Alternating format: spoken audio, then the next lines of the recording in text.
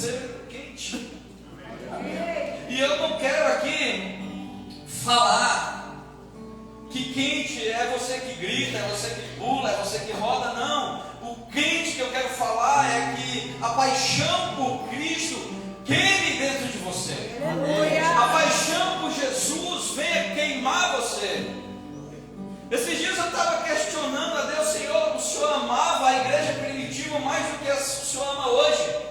E o Espírito Santo disse: não é que eu amo eles mais do que vocês hoje, a diferença é que eles me amavam mais do que vocês me amam hoje. E é por isso que vinham os sinais, vinham os prodígios, vinham as maravilhas. Tudo o que acontecia não era o amor de Deus que era diferenciado, era o amor da igreja que era diferente por ele. Irmãos, e isso vem mexendo comigo toda essa semana. Eu estava vendo uma palavra, Carlos, sobre a Rua Azusa. Você imagina até num dia chamaram 18 vezes, Joás, os bombeiros para ir lá onde era a igreja na Rua Azusa, porque os vizinhos viam fogo e fumaça, e quando os bombeiros chegaram não tinha nada. Era o poder do Espírito Santo naquele lugar. E eu estava em casa: Senhor, eu creio que a tua nuvem, a tua Shekinah, a tua presença visível pode invadir a igreja de novo. Eu creio que o Senhor pode fazer como o Senhor fazia antes. Eu creio que o paralítico pode entrar na igreja e você não precisar impor as mãos, é só a tua presença que vai fazer ele ser curado. É o câncer que vai sair pela tua presença e não por nada. O Senhor está chamando a igreja para um tempo, irmãos, de paixão novamente.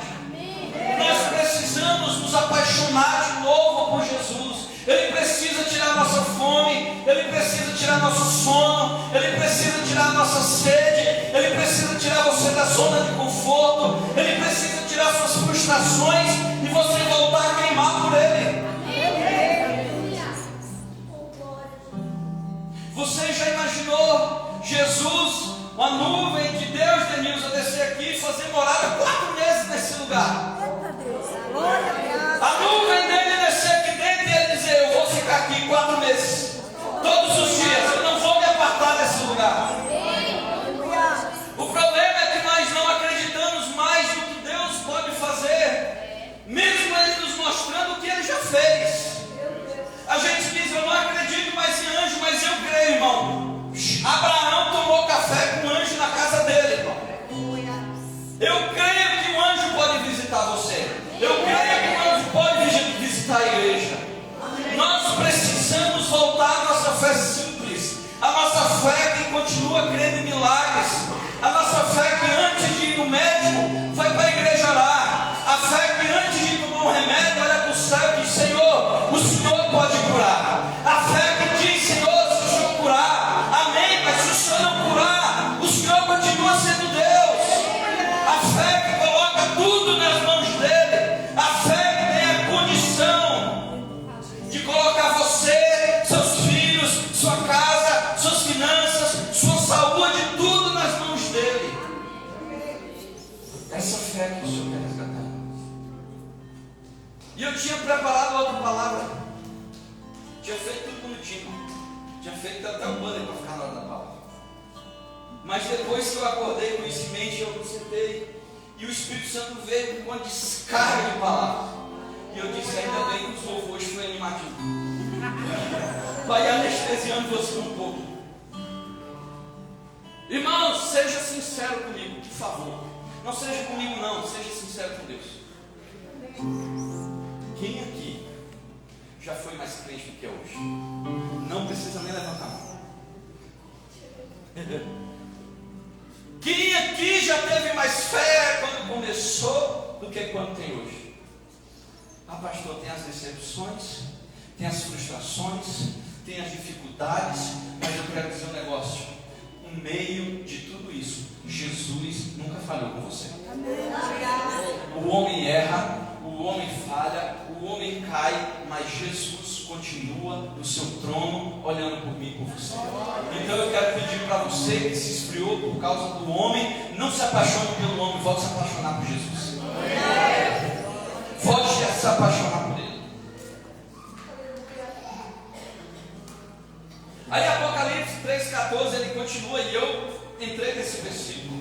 E ele começou a me perguntar, Josmar, a igreja é você, a igreja é o Luiz, a igreja é o João. Agora a pergunta é: que tipo de igreja vocês querem ser?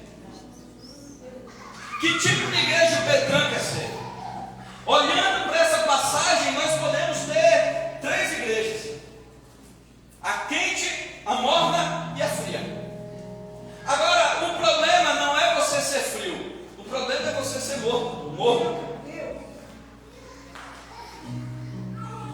E eu disse: Senhor, como que a gente pode ser uma igreja que não é morna?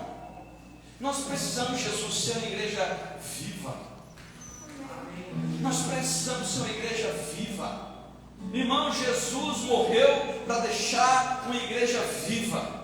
Jesus não morreu para deixar você morto em cima de uma cadeira sem saber o que está fazendo, não. Jesus morreu para você viver tudo com intensidade, para você viver tudo na emoção.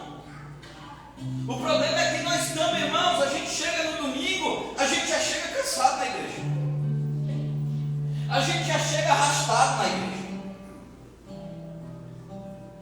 a gente louva 3 hinos alegres, no segundo para metade a gente já está morrendo. Meu Deus, para que essa alegria toda? Parece, irmão, como dizia o Marco Feliciano antigamente, parece que você já foi batizado num pote de vinagre. Irmãos, nós fomos salvos, comprados, redimidos pelo poder do sangue que custou a vida de alguém. Você precisa expressar essa gratidão. E por esse versículo, o morno é alguém que quer parecer quente, mas não consegue tirar de si aquilo que lhe esfria. O morno é aquele que quer parecer que está fervendo sempre, mas no seu interior está cheio de coisa que lhe esfria ele. Aí eu me lembrei da Lenda. A Lenda, quando ela vai na casa, ela pega o café pegando fogo, irmão. Se não tem um leite frio, ela bota água. O morno é isso, irmãos. Ele pega algo por fora fervendo, mas ele precisa ter algo gelado. Ei, eu quero pedir para você nessa noite: tire tudo que esfria você. Amém. Ah, pastor, eu me frustrei. Bota isso para fora, irmão. Ah, eu estou cansado. Bota isso para fora. Ah, é rápido comigo. Bota isso para fora. Continua. Amém. Vai para cima de novo. Você tem um chamado. Amém. Você tem algo a cumprir, irmão.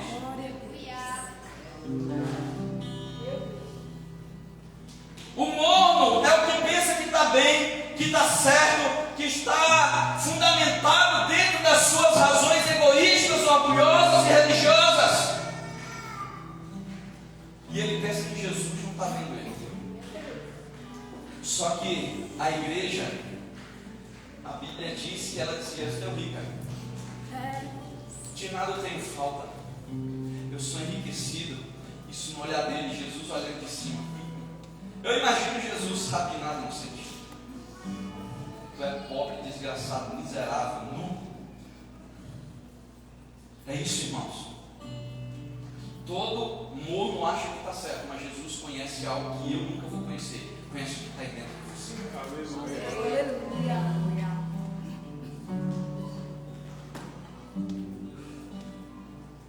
É o que eu estava conversando com a irmã Leninho sábado. Irmãos, eu imagino que todo culto, é o que Paulo diz lá em Romanos 12: oferecei os vossos corpos como sacrifício vivo, que é o vosso culto racional. Sabe o que é que eu imagino, irmãos? Que todo culto que você está aqui, o Espírito Santo vem e espiritualmente ele queima você. Aí a pergunta é: qual o cheiro que sobe as narinas de Deus quando você sobe no altar? Eu imagino os irmãos levantando suas mãos, o fogo descendo e Deus de pé para sentir o cheiro do que está subindo, irmão. E eu pergunto para você que assume esse altar: o que está subindo quando você queimar?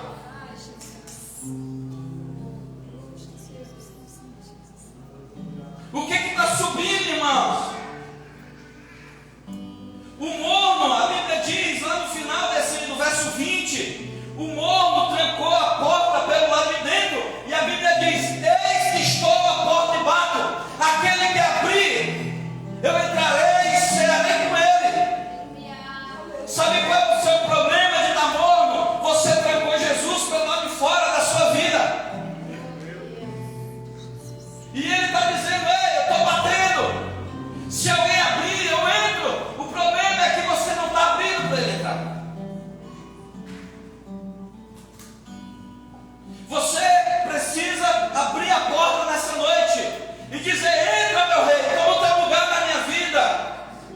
pastor, mas eu aceitei Jesus. Irmão, pelo amor de Deus, eu acho no meu entendimento, todo dia a gente tinha que vir para frente e dizer: Senhor, me recebe de novo, que eu sou ruim demais.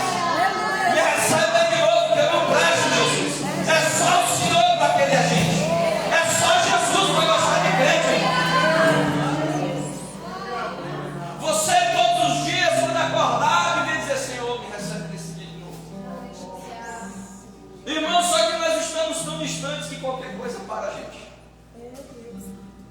Qualquer coisa é o suficiente para a gente dizer: não vou mais. Qualquer coisa é o suficiente para a gente dizer: a igreja é isso, a igreja é aquilo. Deixa eu só fazer uma observaçãozinha para você. A igreja, ela tem um marido. É verdade. E eu tenho certeza que o marido da igreja não gosta que ninguém fale mal dela. Se eu não gosto que falem mal da minha esposa, você acha que Jesus gosta que falem mal da esposa dele? Irmãos, a igreja, ela tem um dom. Verdade, Senhor. Todos os dias, quando nós chegamos aqui, a gente entrega esse lugar para Ele. Aleluia. Todos os dias a gente diz: Senhor, toma a chave desse lugar nas tuas mãos. Senhor, assume o governo de cada lugar desse prédio nas tuas mãos, dessa igreja, desse organismo, dessa organização, de cada vida. Toma o teu lugar. Toma o teu lugar. Irmãos, vamos sair desse lugar.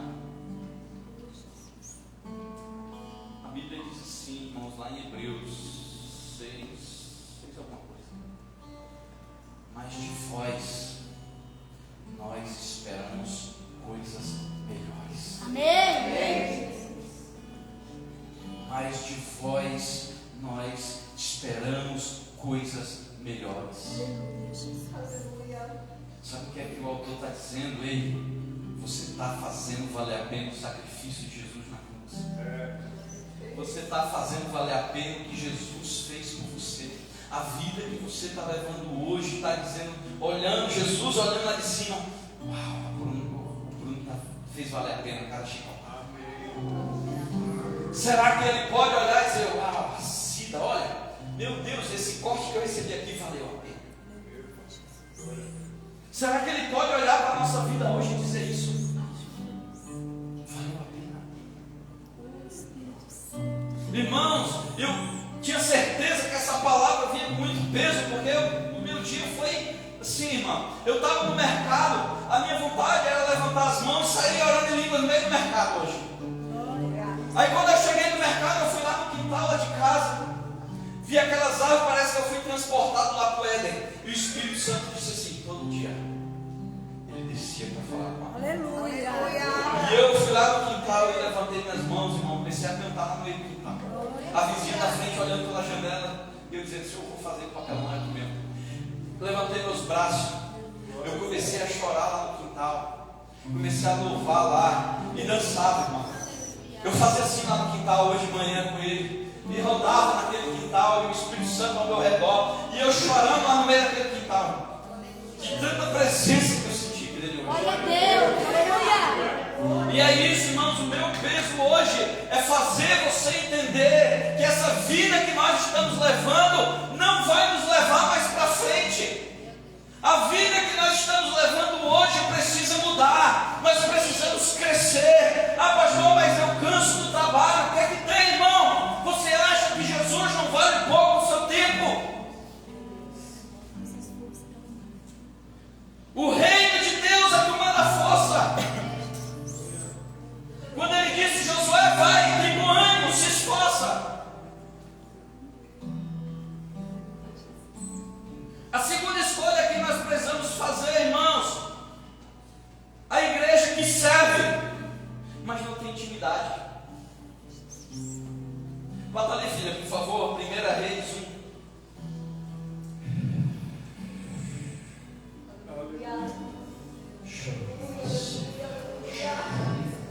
Aleluia, Jesus.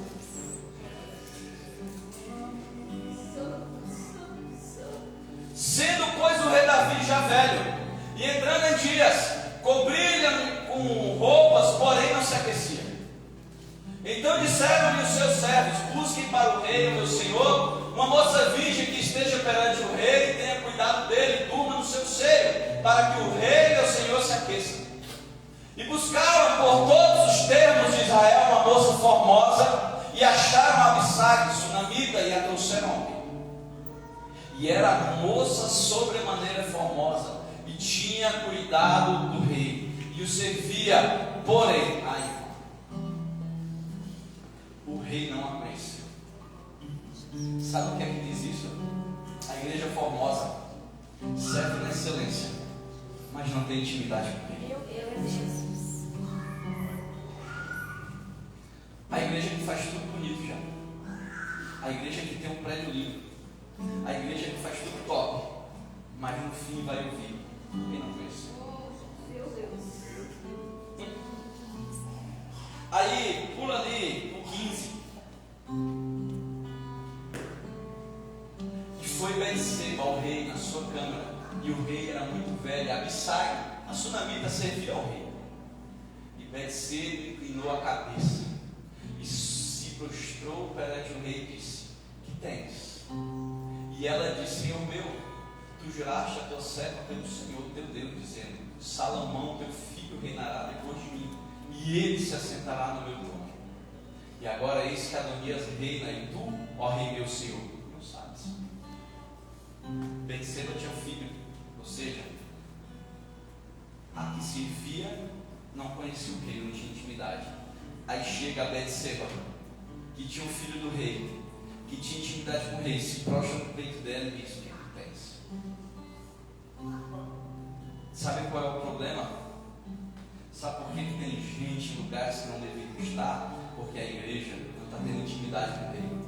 Porque a igreja que tem intimidade com o rei diz: o que é que tu precisa? Aleluia! O que é que tu tens? Que é Betseba que tu tens? Abissag era formosa, estava todos os dias no seio do rei, ou seja, todos os dias ela estava servindo o rei. Uma igreja que tem beleza, excelência, serve muito bem, mas não tem intimidade. Serviço sem intimidade com o rei não adianta.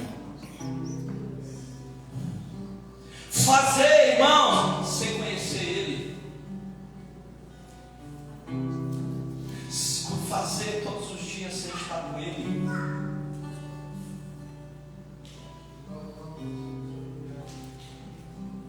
Ela estava lá servindo o rei todos os dias, e Betseba, a igreja da intimidade, chega. E prontamente o rei atende. Só uma igreja que tem intimidade mais forte que o serviço entra em lugares que outros nunca vão entrar. Só uma igreja que tem mais intimidade do que o serviço vai entrar em lugares que outros não vão entrar, porque tem igrejas que funcionam e tem igrejas que fluem. Aleluia! A nossa escolha é: eu quero funcionar e eu quero fluir. Fluir, Senhor! Porque quando você funciona, tudo tem hora. Quando você funciona, qualquer coisinha dá problema. Quando você funciona, se estourar a engrenagem, acabou, foi tudo para o estouro, afunda. Mas quando você flui, o barco está afundando. Você levanta os seus braços e diz: oi, meu rei, fica aqui, meu rei, que a tua presença vale mais do que tudo. A tua presença é que faz todas as coisas. É o teu Espírito que me faz fluir. É o teu Espírito.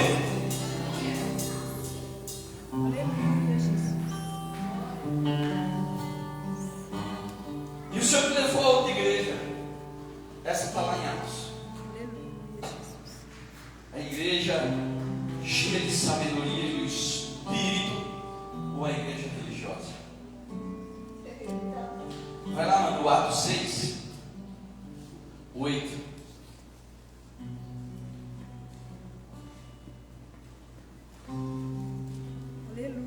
E Estevão, cheio de fé e de poder, fazia prodígios e grandes sinais entre o povo.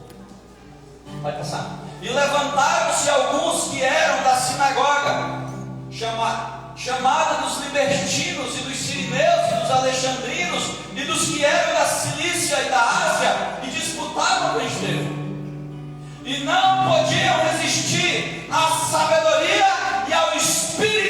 falavam. Irmãos, os religiosos estavam atrás de cargo, atrás de território. E o Estevão, eu não quero saber de nada disso. Eu quero ser um homem cheio de fé e cheio do Espírito. Sabe o que eu penso?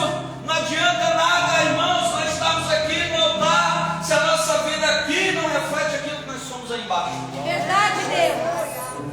Na verdade, a sua vida no altar, ela precisa ser um complemento, o resultado do que é aquilo que você tem em casa. Amém. Aleluia. Eu ouvi uma frase muito interessante, eu não sei se vou conseguir dizer ela aqui com perfeição, mas aquilo que eu recebo no altar, eu preciso estabelecer na mesa e santificar no leito para poder manifestar no púlpito. Aleluia. Aquilo que eu recebo no altar secreto, aquilo que eu recebo no meu altar secreto, eu preciso estabelecer na mesa da minha casa. Eu preciso santificar ele no leito da minha esposa para manifestar ele para você. Tudo na sua vida precisa ser assim. Se na sua casa você não é aprovado, você não vai ser aprovado aqui. O que te aprova é a tua vida lá, não é a tua vida aqui. Aqui é o complemento. Aleluia.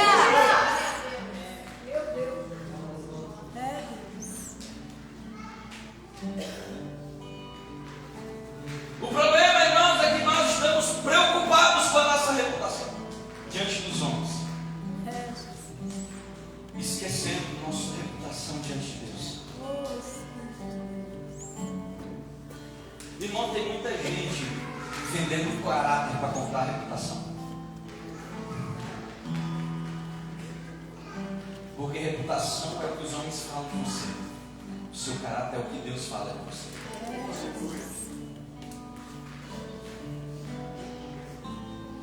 A Bíblia relata que eles subornaram o povo, mentiram, fizeram contenda. Ei, a primeira característica de um religioso, quando ele é confrontado, ele começa a fazer contendas e buscar pessoas a concordarem com ele. Ele sempre quer levar pessoas e arrastar para as suas convicções orgulhosas, egoístas e diabólicas.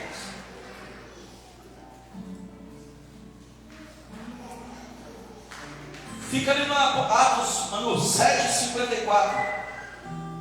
Então Estevão, com toda a sua sabedoria, foi falando, irmão. Falou da Bíblia, falou de Moisés, de Abraão, falou até Jesus.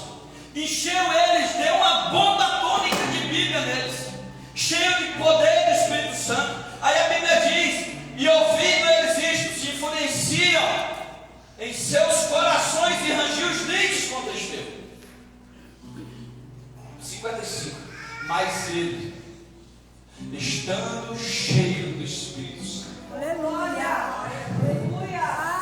fixando os olhos no céu, viu a glória de Deus e Jesus que estava à direita do Pai.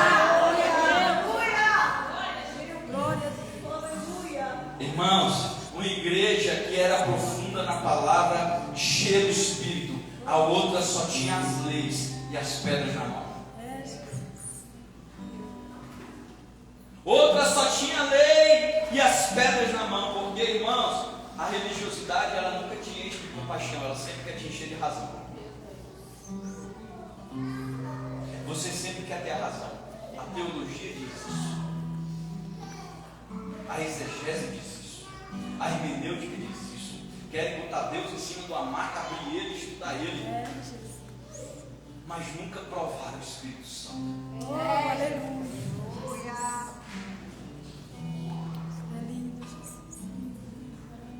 Enquanto tem uma igreja com raivinha, rangendo os dentes, não aceitando o mover de Deus e os processos, tem uma igreja olhando para o céu e vendo os céus abertos. Ei, qual a igreja que você quer ser? A igreja que está na lei, que está presa, ou a igreja que toda hora agora que olha para cima, os céus estão abertos?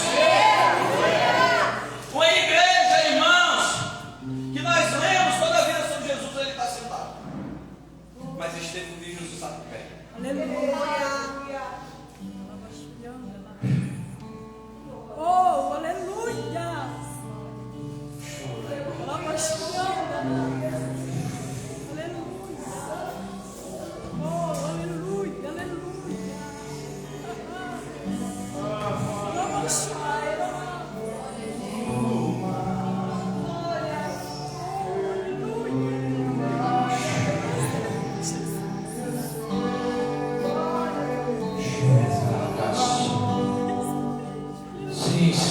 Vem.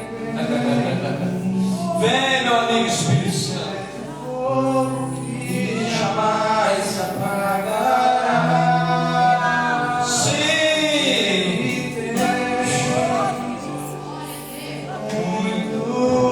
Tem mais para você. Tem mais para você.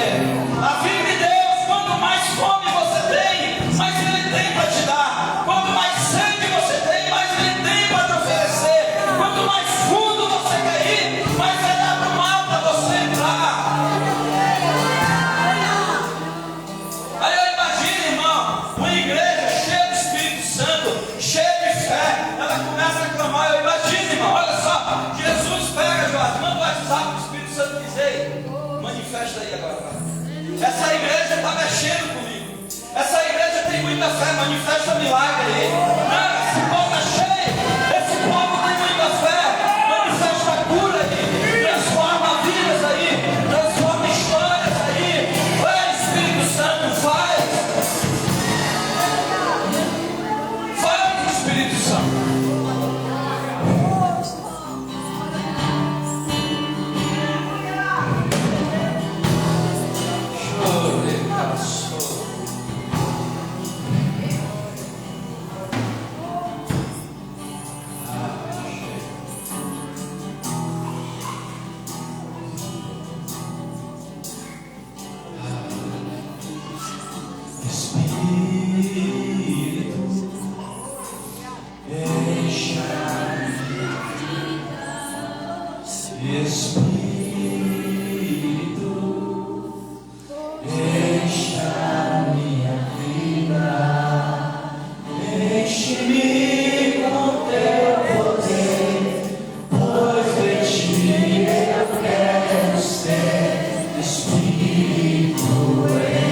Você pode pedir isso para Ele. Espírito,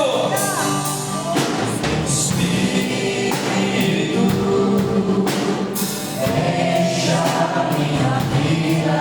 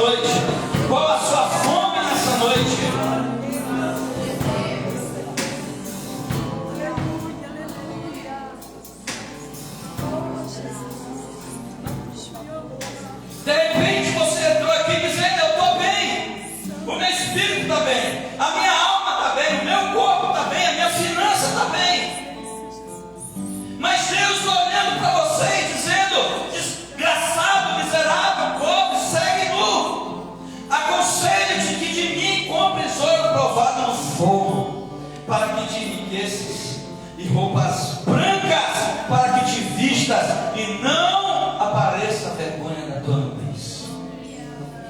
Glória a Deus, aleluia. Arrepende-te. Arrepende-te. Irmãos, entenda que um avivamento não é uma ação de Deus. O avivamento é uma reação de Deus à igreja que está clamando. Aleluia. Igreja que está clamando, o Senhor reage. Igreja que está reclamando, o Senhor fica parado.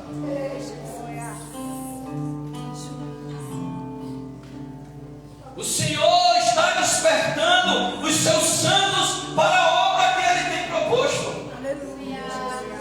E quem sabe nessa noite você entrou aqui dizendo: mas eu estou parado.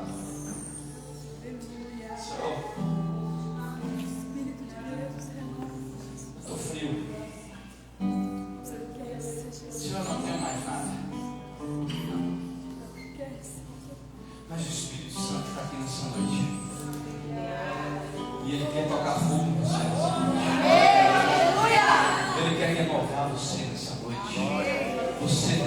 amado. Tem almas esperando por você. Tem vidas esperando por você. Tem alguém esperando por uma palavra tua. Tem alguém esperando para você se levantar. Tem alguém esperando por um abraço teu. Tem alguém esperando um conselho teu. E você está aí parado.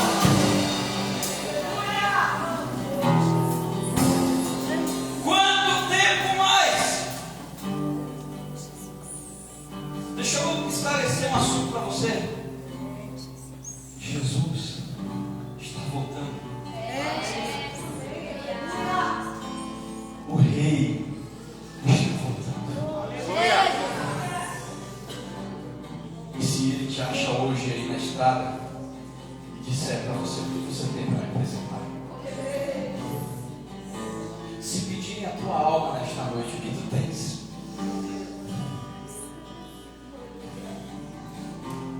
Eu vejo Jesus chegando naquela figueira e dizendo: cadê os frutos?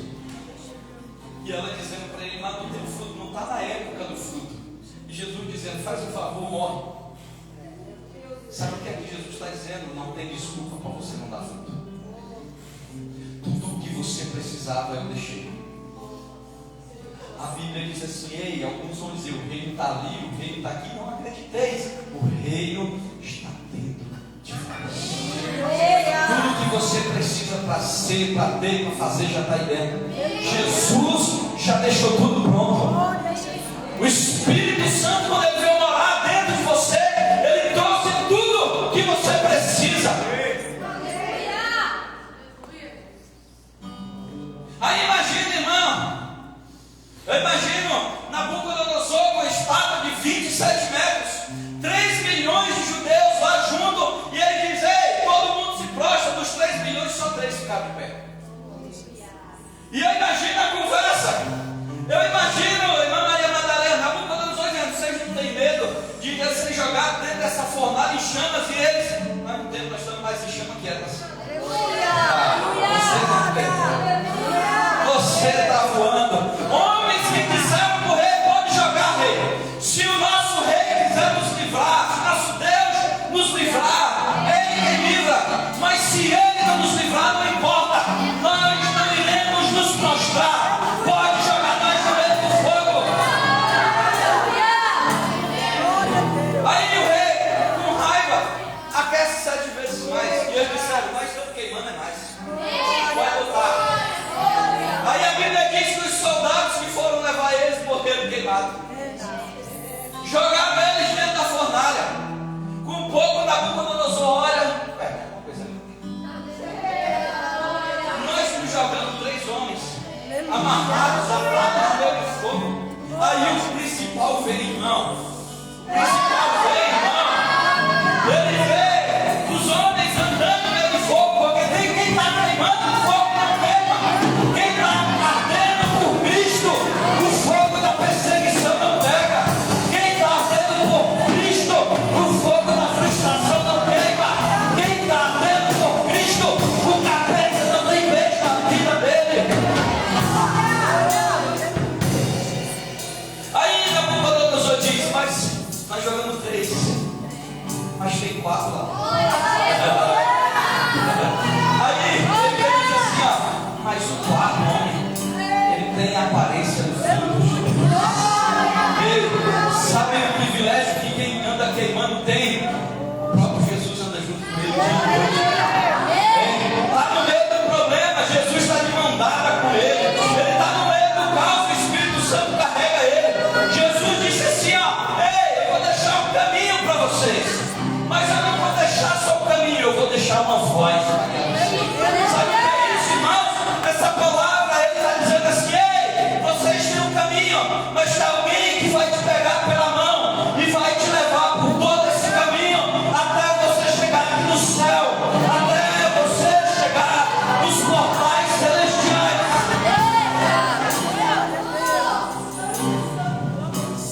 Tem uma voz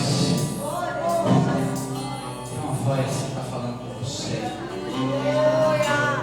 Tem uma voz que está te pegando aqui nessa noite.